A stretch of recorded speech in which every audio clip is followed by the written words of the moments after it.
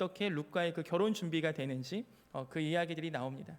우리 청년들은 아직 그 결혼을 해보지 않으신 분들이셔서 결혼 준비를 아마 친구들 통해서만 많이 들으셨을 텐데, 결혼을 하려면 이것도 굉장한 과업이거든요, 사실. 특히 남자들은 이렇게 크게 신경 쓰는 게 그 자매님의 정서, 자매님의 기분, 자매님이 마음 상하지 않게끔 이런 것만 잘 신경 쓰면 되는데, 우리 자매님들은 그날의 컨디션과 뭐 메이크업과 드레스와 그다음에 스튜디오 사진 어디 살지 뭐 등등등 엄청 고민하시는 것들이 많더라고요. 제가 이 얘기를 왜 하냐면, 결혼을 하는 것도 준비가 있잖아요. 근데 보아스와 룻도 지금 결혼하는 그 과정에서 룻이 보아스에게 무언가 청혼 비슷한 걸 지난주에 하지 않았습니까? 고백을 했죠. 보아스가 그걸 받아들이고 이 두 남녀가 어떻게 지금 준비되어 가는지를 오늘부터 함께 또 볼 수 있는 장면입니다. 근데 이 부분에서 우리가 아마 보아스가 어떻게 행했고 했는지는 아마 지난주에 제가 같이 얘기했던 것 같고, 오늘은 좀 포인트를 여기에 맞췄으면 좋겠습니다. 지금 룻에게는 보아스가 너무나 필요한 사람입니다. 물론 보아스의 재산이나 뭐 보아스의 어떤 가지고 있는 사회적인 명망이나 이런 것도 필요할 수 있겠지만, 룻에게 지금 필요한 건 다른 게 아니라 정말 기업 물을 사람은 바로 그 보아스였던 겁니다. 이게 이 시대에 우리 가운데 무언가 마음 가운데 좀 정리가 되었으면 좋겠는데요. 우리는 늘 세상을 살다 보면은 필요한 게 있거든요. 살다 보면 내가 필요한 것을 가진 사람을 만날 때가 있습니다. 그래서 내가 지금 돈이 필요한데 나에게 돈을 줄 수 있는 회사를 만날 경우가 있고, 또 나에게 이런 게 필요한데 이것을 줄 수 있는 그 필요를 채워줄 수 있는 사람이 있습니다. 우리가 만나는 부류의 사람은 대부분 이런 사람이겠죠. 그런데 살다 보면 이 사람이 갖고 있는 것이 필요한 게 아니라 이 사람이 필요할 때가 있습니다. 그리고 이 사람이 필요할 때 만난 그 사람, 이 사람이 갖고 있는 게 필요한 게 아니라 정말 이 사람이 필요한 그 사람이 나와 평생 함께 갈 수 있는 친구가 될 수 있고, 혹은 가족이 될 수 있고, 혹은 배우자가 될 수 있는 그러한 사람인 줄 믿습니다. 부디 바라옵기는 여러분, 우리 한가람 청년들에는 그렇게 필요한 것을 갖고 있는 사람을 만나는 것 이상으로 정말 이 사람 자체가 너무나 필요해서 그 사람으로 인하여 내 필요가 채워지는 그 좋은 사람들을 만나는 은혜가 간절히 있기를 소망합니다. 어제 제가 우리 청년들 중에 한 분께 만나 뵀는데, 그 청년과 대화하면서 참 감사했던 기억이 뭐냐면, 요새 우리 청년부의 새가족분들이 계속 오시잖아요. 이렇게 한 분 한 분 오시는데, 일단 뭐 제가 아는 분들도 아니고 잘 몰라요. 잘 모르고, 그리고 뭐 친구가 데리고 오시고 하는데, 그 과정 속에 들어보니까 정말 이렇게 찐득찐득한 친구들이 있더라고요. 그러니까 뭔가 그냥 방금 제가 말했던 전자, 필요한 것을 갖고 있어서 잠깐 기브 앤 테이크 하고 그리고 빠이빠이 하는 그런 친구 관계가 아니라, 되게 그 사람의 마음을 사랑하고 그 사람의 마음을 존중하고 그 사람 자체를 너무나 필요로 하고 또 내가 그런 필요가 되어주고 싶어하는 그런 진짜 찐 우정들이 이렇게 대화하다 보면 느껴질 때가 있잖아요. 참 그러한 관계가 있다는 자체가 너무나 축복이고 감사한 것 같습니다. 우리 한가람 청년부도 그러한 정말 서로가 서로에게 보아스와 룻과 같이 필요를 채워주는 은혜가 있기를 소망합니다. 우리가 오늘 이 관계를 그럼 다시 하나님께로 좀 가져가 봤으면 좋겠습니다. 아까도 얘기했지만 이 사람 자체가 필요한 사람이 있잖아요. 이 사람이 가진 건 별게 없어 보여. 근데 이 사람이랑 있는 거 너무 좋아. 이 사람이 갖고 있는 것 중에 내가 필요한 거는 많이 없어 보이는데 이 사람이랑 있으면 내가 채워지는 것 같아. 우리가 이 룻기의 주제가 텅 빔에서 채워짐이잖아요. 다 잃어버린 룻에게 다 채워주시는 하나님을 경험하는 그 말씀이 룻기인데, 사람을 만나도 그렇게 채워짐을 경험할 때가 있습니다. 그리고 그걸 통해서 행복감을 느낄 때도 있고요. 근데 우리 바라옵기는 우리가 청년회 때 정말 이 하나님이라는 존재를 통하여, 이 하나님이라는 분을 통하여 우리가 그렇게 하나님이 갖고 계신 것 때문에 채워지는 게 아니라 하나님 때문에 채워지는 신앙생활을 간곡히 경험하시기를 소망합니다. 이게 사실 너무 중요하더라고요. 여러분, 우리가 신앙생활을 하고 교회를 나오고 할 때 하나님이 갖고 있는 어떤 것에 우리가 포인트가 맞춰져서, 하나님 나 좀 주시면 안 되나? 하나님 나 이거 이렇게 잘 풀어주시면 안 되나? 뭐 하나님 이렇게 딱딱 해갖고 이거 나 꽃길 걷게 딱 해주시면 안 되나? 이렇게 신앙생활을 처음 하실 수 있습니다. 또 그게 무조건 잘못됐어 막 라고 얘기할 수도 없어요. 왜냐하면 아들, 딸이 아버지한테 가서 아빠 나 용돈 좀 주세요 배고파 하는 게 당연한 이야기도 같으니까. 하지만 우리가 나이가 들고 어떤 배우자를 찾을 때 여러분 한번 생각해 보세요. 상대방 배우자가 나를 보는데 나를 보는 게 아니고 내 배경을 계속 봐. 나한테 집중하는 게 아니고 나를 투시해서 내 주변에 내 뒤에 보니 이거에 관심이 있어. 자, 이러면 여러분의 결혼 생활에 정말 행복할 자신이 있으십니까? 여러분, 이 질문이 사실 늘 우리에게 던져지는 질문 아니에요? 물론 요새 결혼이 현실적인 거 얘기 많이 하고 하지만 그 현실 갖고 어떻게 60년, 70년을 같이 삽니까? 사실은 결국은 각자에게 내가 그 각자 그 사람으로서 채워지는가가 얼마나 중요한 포인트입니까? 시대는 바뀌고 상황은 바뀌어도 사람은 변하지 않습니다. 사람의 그 가장 궁극적인 공허함은 채워지지 않아요. 그건 우리 하나님께서 비워놓으신 공간이 있습니다. 그 부분을 채울 때, 이 부분을 채워주는 사람 만날 때 마치 하나님께서 대신 사랑하라고 보내주신 그러한 배우자들을 만나는 거고 가족들이 되는 거고 친구가 되는 거라고 믿습니다. 자, 그렇다면 우리가 하나님을 볼 때도 하나님이 갖고 계신 그 어떤 것에, 룻이 지금 보아스한테 보아스 너 재산 많잖아, 여기서 만약에 이렇게 했으면 이 룻기가 쓰여지지 않았을 거예요. 이 하나님과 우리 사이에도 마찬가지입니다. 저는 우리 한가람 청년들이 정말 뭐 화려하게 신앙생활하고 뭐 열심히 봉사하고 뭘 귀한 거지만 정말 바라는 거에 있다면 그거 같아요. 하나님의 뒷배경에 관심보다 진짜 하나님 만났으면 좋겠고, 진짜 하나님 그분이 누구신지 알았으면 좋겠고, 진짜 하나님으로 채워지는 경험이 있기를 소망합니다. 이게 사실 우리 청년의 때 찐득찐득하게 하나님과 사랑생활 해보는 거 아니겠습니까? 오늘 이 부분에 대해서 조금 더 들어가서 다시 이야기로 들어가 볼게요. 자, 오늘 우리가 봄소풍을 가야 되기 때문에 설교는 굉장히 짧을 예정입니다. 자, 16절 가보세요. 16절, 룻이 시어머니에게 가니 그가 이르되 내 딸아 어떻게 되었느냐. 여기 어떻게 되었느냐 나오잖아요. 여기 이제 한국어로 번역하면 어떻게 되었니? 라는 질문인데 이게 그 히브리어 원어로 하면은 미라고만 쓰여 있어요. 그럼 미가 뭐냐면 영어로 하면은 who 이거예요. who, 너 누구니? 이거예요. 그러니까 여기서 혹시 성경에 막 그 뭐 각주 딱 달려갖고 밑에 또 있는 성경들도 있으면 보세요. 너는 누구냐? 그렇게 따로 그 사역이 돼 있습니다. 번역이. 그러니까 여기서 나오미가 너 누구니? 라고 물어봐요. 그래서 지금 나오미가 룻이 보아스와 어젯밤에 어쨌든 뭐 타작마당에서 있었고 돌아왔어. 근데 룻에게 물어보는 게 뭘 물어보냐? 너 누구냐? 이걸 물어봅니다. 그러니까 지금부터의 초점은 어딨냐면 이 룻기에서 등장하는 룻은 뭐라고 설명하냐? 모압 여인으로 계속 설명하거든요. 그러니까 모압 여인 룻이 나오미와 같이 왔고 모압 여인 룻이 보아스의 밭에서 막 이삭을 막 줍고 했었는데 이제 너 누구냐는 거죠. 너 누구냐? 계속 모압 여인이니 아니면 이제는 보아스의 아내로서 준비가 되어가는 신부이니.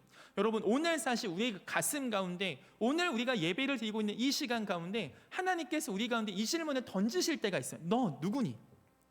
이게 사실 정체성에 대한 부분이거든요. 너 누구니? 여러분은 누구십니까?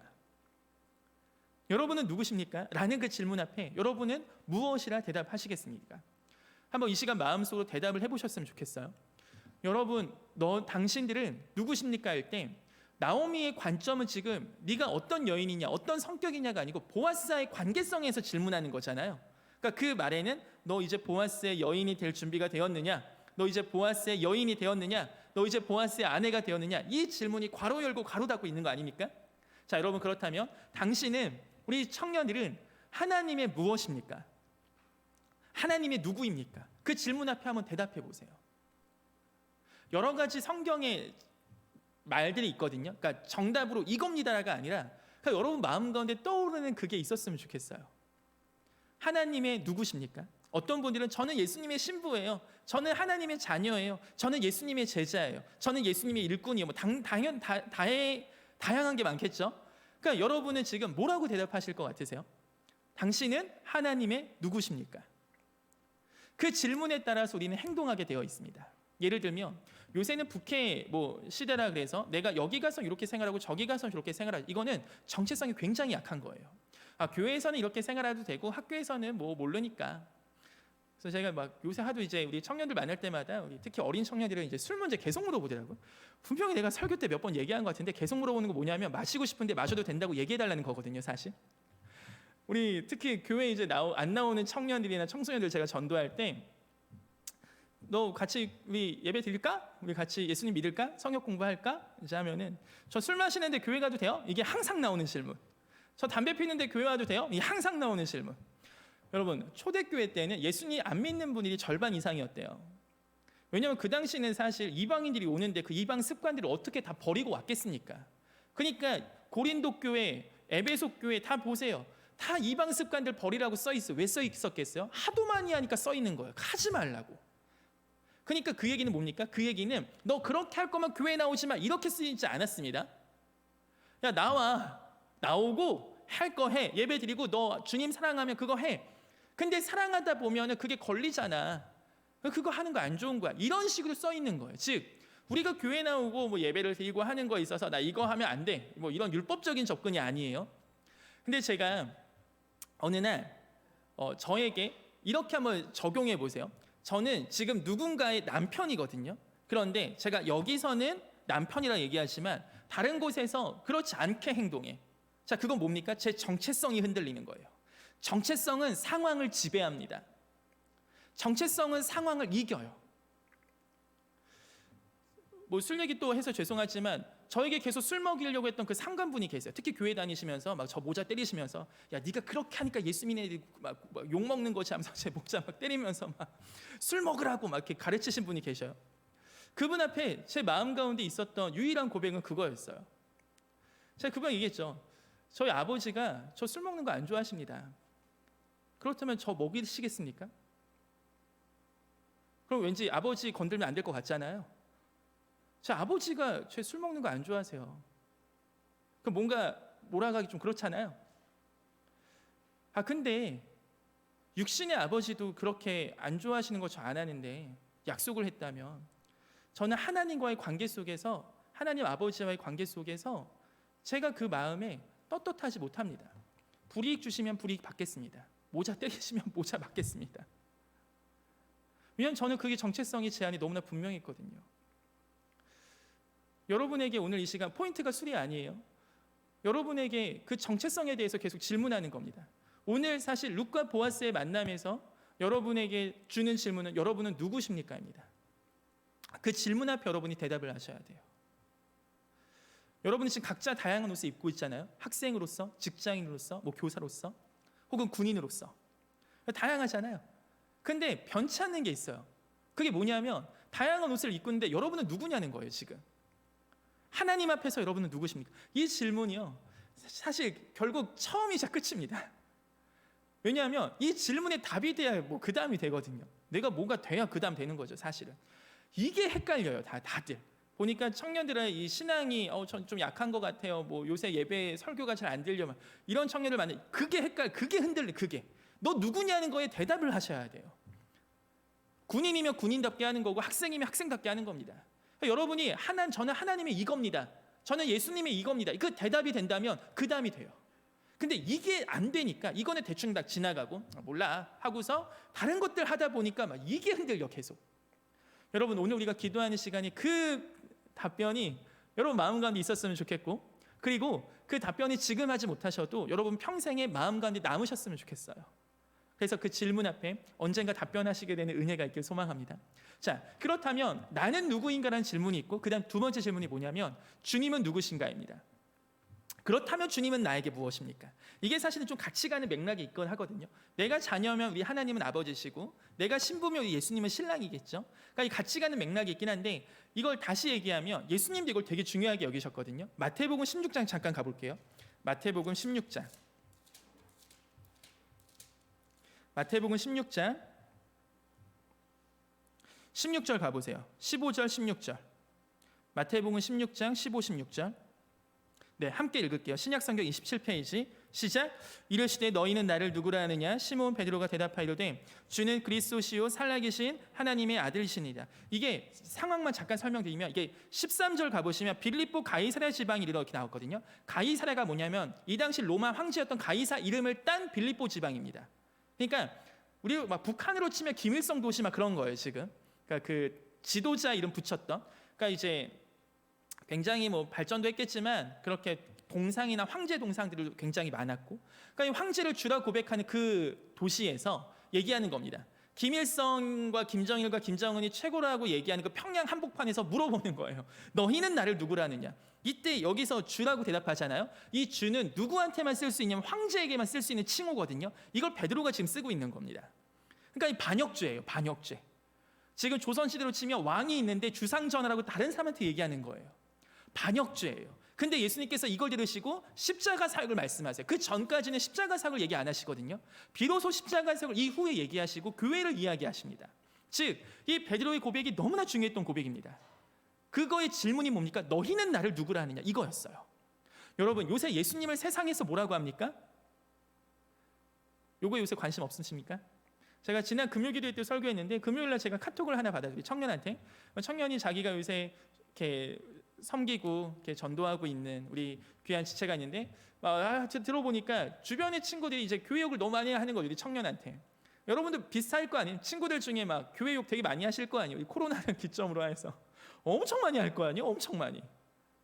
그러면 다 듣는데 막 이렇게 했어요. 그럼 너희는 날 누구라 하느냐? 라는 질문 앞에 이 베드로의 고백이 이렇게 나왔거든요.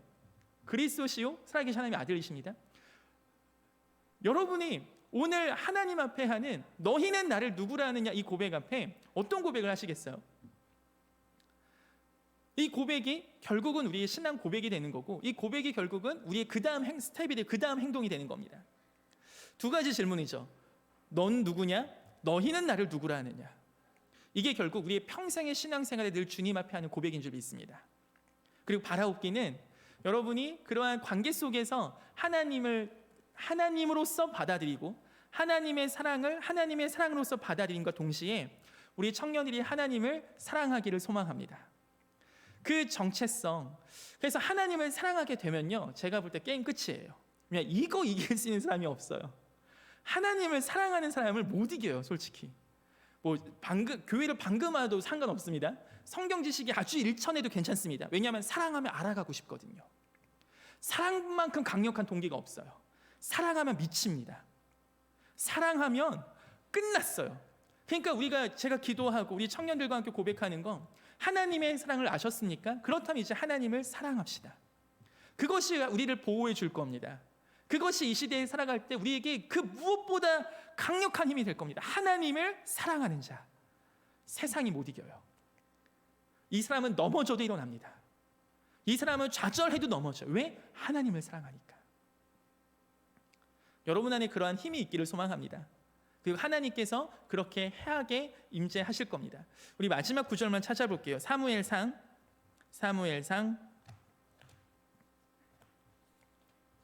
네, 룻기 뒤에 있습니다. 사무엘상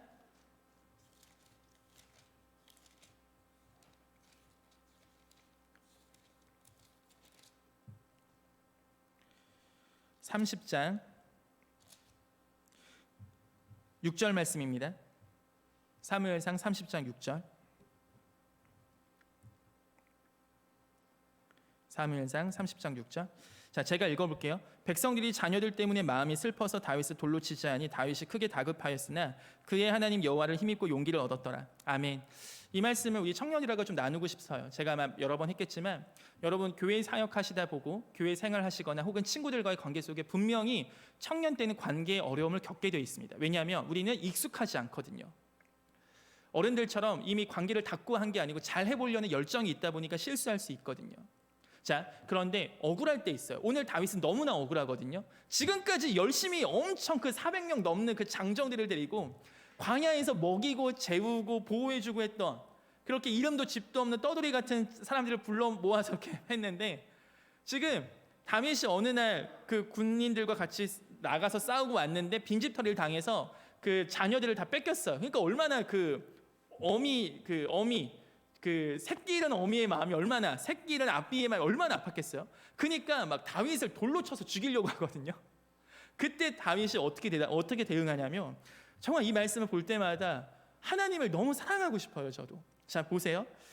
백성들이 자녀들 때문에 마음이 슬퍼서 다윗을 돌로 치지 아니 다윗이 다급하였죠. 다윗도 다급합니다. 저희가 다급한 것처럼. 그런데 하나님이 여호와를 힘입고 용기를 얻었어요. 즉 백성들한테 하나하나 설명하고 변호하고 자기를 보호하지 않고 지금 다윗의 전제 조건은 뭐냐면 내가 하나님을 사랑합니다 하고 일어나는 거예요. 그러니까 이게 끝판왕이에요. 이거 되면 다 됩니다. 보니까 하나님을 사랑하면 억울해도 가더라고요. 그냥 하나님을 사랑하면 못하겠어도 가는 겁니다. 왜냐? 사랑하니까. 마치 제가 딱 보셨을 때 막 싸움 잘할 것 같진 않잖아요. 여기서 그 누구랑 싸워도 저는 아마 자매님들은 절반은 질 겁니다. 자, 누가 봐도 싸움 잘할 것 같지 않아. 그런데 내 딸 5살짜리 소혜가 저 불량배들한테 쌓여서 온갖 나쁜 짓을 당하고 있다. 자, 그럼 제가 싸움을 잘하고 못하고 지금 중요합니까? 난 싸움 못하니까 피하겠다 이러겠어요? 아니죠. 갈 수밖에 없습니다. 왜? 사랑하니까. 우리가 세상을 사랑할 때 내가 이거는 못하고 저거는 못하고 이건 내 취향에 안 맞고 할 수 있죠. 그럼 안 하게 돼 있으네. 그런데 언제 하게 됩니까? 내가 하나님을 너무 사랑하고 하나님이 저거를 원하시는 걸 알게 될 때 미칩니다. 힘들 거 알죠. 피곤할 거 알죠. 제가 불량배들한테 지금 가면 제가 맞을 거 알죠. 이기지 못할 거 압니다. 근데 갑니다. 왜? 하나님을 사랑하니까. 여러분, 청년의 때 이 하나님을 향한 사랑의 고백이 끝을 찍으셔야 돼요. 왜냐? 결혼하시고 이거 거의 예언 비슷한데 결혼하고 막 자녀 생기고 하면은 하나님만큼 자녀들 사랑하게 되고 하나님만큼 가족들을 사랑하게 되는 순간순간들이 오기 때문에 청년의 때 끝을 찍으셔야 돼요. 진짜 하나님 진하게 사랑하셔야 그걸로 죄송한 표현이지만 먹고 삽니다. 나중에 나이 들면 신앙생활 대부분 그렇지 않아요. 그건 정말 특수 케이스입니다. 어느 특수 케이스? 암 걸리셨거나 남편이 바람 피셨거나 자녀가 가출을 하셨을 때 하나님 앞에 매달리고 막 그러시면서 성장하시는 경우는 있어도 쉽지 않아요. 모르시겠으면 끝나고 부장 부관님께 가셔서 여쭤보세요. 쉽지 않다니까요. 정말 특수 케이스예요. 그러니까 청년의 때 진짜 하나님 사랑하는 것으로 끝을 찍으세요. 그리고 끝 찍고 거기서부터 죄송한 표현이지만 내려오는 겁니다. 그러면서 그걸로 버티면서 살아가고 하나님 앞에 성숙해지고 그 예전에 몰랐던 그 사랑의 고백이 더 농도가 짙어지는 거지, 무언가 사랑의 범위를 넓히는 건 청년 때예요. 그래서 제가 우리 청년들 볼 때마다 가슴 가운데 뛰는 게 그거예요. 청년의 때 진짜 하나님 사랑하는 청년들이 됐으면 좋겠다. 제가 뭐 만드는 게 아니지만. 오늘 말씀에서 이 보아스와 룻의 관계, 보아스와 룻의 그런 결혼하는 준비들 하나하나 볼 때 우리에게 룻이 보아스가 필요한 사람이었던 것처럼 우리가 누군가에게 그러한 필요한 사람이 되고 우리가 하나님을 필요로 하고 하나님으로만 채워지고 동시에 우리가 하나님 앞에 그러한 정체성이 회복되기를 원합니다. 끝으로 하나님을 사랑하는 주의 청년들, 그러한 정체성을 우리 어느 곳에 가시든 어느 직장에서든 어느 학교에 섰든 오늘 눈을 감고 너는 누구냐 했을 때 나는 하나님을 사랑하는 청년입니다 라는 고백이 우리 하랑가람 청년부의 고백이 되었으면 좋겠습니다. 우리 아마 자유롭게 하면 아무도 안 하실 것 같아서 자, 우리 가슴에 손을 얹고 절 따라하시면 좋겠습니다. 따라하세요. 나는 소리가 너무 작습니다. 나는 하나님을 사랑하는 청년입니다. 우리 눈 감고 다시 한번 해보겠습니다. 나는 하나님을 사랑하는 청년입니다. 우리 이 시간 한번 기도하는 시간 가지겠습니다.